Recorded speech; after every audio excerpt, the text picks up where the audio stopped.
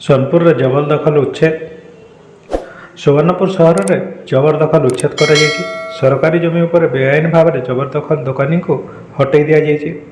पौर परिषद और सहर तहसिल कार्यालय पक्षर बेआईन जबरदखलकारी को उच्छेद कर जहाँफल व्यवसायी को बहु क्षति सहवाक पड़ी। यह उच्छेद को विरोध कर दोकानी और व्यवसायी दीर्घ 10 ରୁ 12 वर्ष है एठार व्यवसाय कर आसुले।